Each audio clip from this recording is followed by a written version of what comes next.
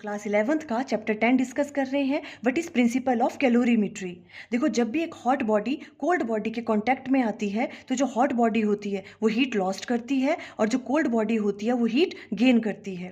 Then according to principle of calorimetry, जितनी hot body heat lost करती है, cold body उतनी ही हीट गेन करती है। Heat lost by hot body equal to heat gain by cold body, provided there is no exchange of heat with surroundings.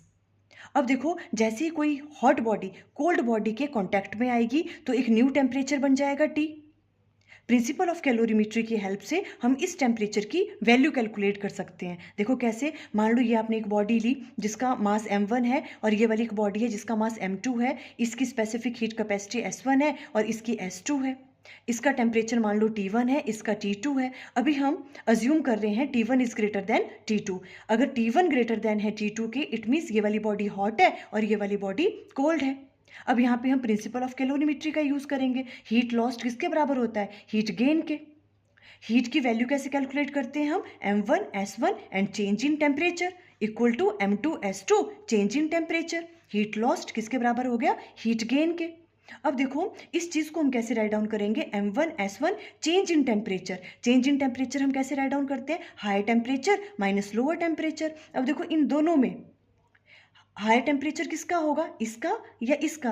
देखो, इस वाली body ने हीट का किया, ये हॉट बॉडी है, इसने क्या किया? हीट लॉस्ट करी, तब ये टेम्परेचर बना। इट मीन्स पहले टेम्परेचर क्या था? इसका ज़्यादा था, तो T1 ग्रेटर देन होगा T के। तो यहाँ पे हम राइट डाउन करेंगे T1 minus T, high temperature minus lower temperature. और इस वाले केस में देखो, m2 s2 वैसे रहेगा। चेंज इन टेम्परेचर यहाँ पे किसकी वैल्यू ज़्यादा होगी? T2 की या T की? देखो, ये कोल्ड बॉडी है, इसने क्या किया? हीट गेन करी, तब ये टेम्परेचर बना। इट मीन्स पहले इस बॉडी का टेम्परेचर क्या था? कम था, बाद में ज़्यादा हुआ। तो ये टेम्परेचर कम है, ये ज़्यादा है, तो ज़्यादा में से कम माइनस करेंगे तो T माइनस T2 आएगा। इसे सॉल्व करेंगे और इस तरह से हम प्रिंसिपल ऑफ कैलोरीमेट्री का यूज़ करके हम क्वेश्चंस सॉल्व कर सकते हैं हीट से रिलेटेड। फुल एक्सप्लेनेशन की वीडियो का लिंक स्क्रीन पे आ रहा होगा। Thank you.